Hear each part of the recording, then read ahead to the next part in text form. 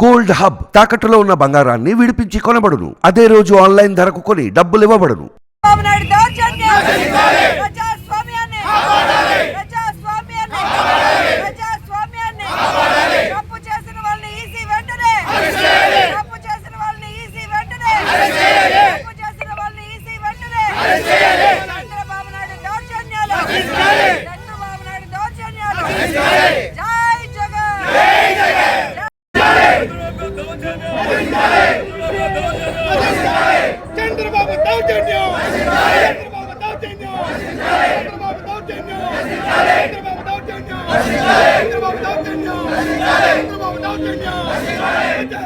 ఈరోజు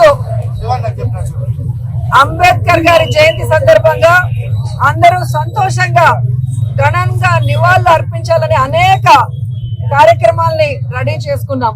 కానీ నిన్నటి సాయంకాలం మీరు చూశారు, విజయవాడ నడిబొడ్డులో చంద్రబాబు నాయుడు తన పచ్చ రౌడీ మూకలతో జగన్మోహన్ రెడ్డి గారి మీద హత్యాయత్నం చేయటం ఈ రాష్ట్రమే కాదు, దేశంలో ఉన్న అన్ని రాష్ట్రాల్లో వాళ్ళు కూడా షాక్ కి గురయ్యారు.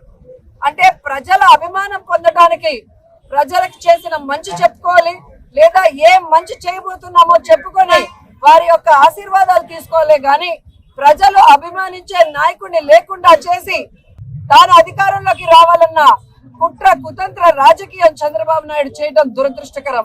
గతంలో కూడా పాదయాత్రలో జగనన్న మీద ఏ విధంగా కత్తితో దాడి చేశారో మనం అందరం కూడా కళ్ళారా చూసాం.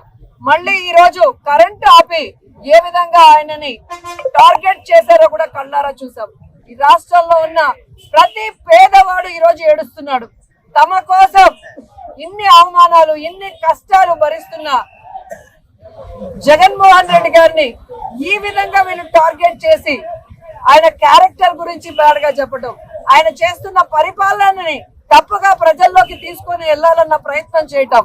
ఈ రోజు సిద్ధం సభలు గాని మేమంతా సిద్ధం బస్సు యాత్రలో మండు టెండల్లో కూడా వెన్నెల్లో లాగా ప్రజలు సంతోషంగా నిలబడి ఈ రోజు ఆయన ఆహ్వానిస్తుంటే కడుపు మంటతో ఆయన మీద హత్యాయత్నం చేయించడం ఈ రాష్ట్రంలో ఉన్న ఎవరు కూడా మర్చిపోరని కూడా తెలుగుదేశం పార్టీ వాళ్ళకి హెచ్చరిస్తున్నాం. ఈ రోజు మీకు చెప్తున్నాం, ప్రజలు అభిమానించే ప్రేమించే జగనన్న రక్తం మీరు కళ్ళ చూశారు. ఖచ్చితంగా 2024 మే 13 జరిగే ఎన్నికల్లో తెలుగుదేశం జనసేన పార్టీల రక్తాన్ని కళ్ళ చూసే విధంగా ప్రజలు వాళ్ళకి ఓట్లతో బుద్ధి చెప్పి ఆ పార్టీని ఈ రాష్ట్రం నుంచి తరిమి కొడతాయని కూడా వాళ్ళకి తెలియజేస్తూ ప్రజల్లోకి జగనన్న అభిమానులంతా వెళ్లి చంద్రబాబు నాయుడు చేస్తున్న కుటిల రాజకీయాలు వెన్నుపోటు రాజకీయాలు ప్రజాస్వామ్యాన్ని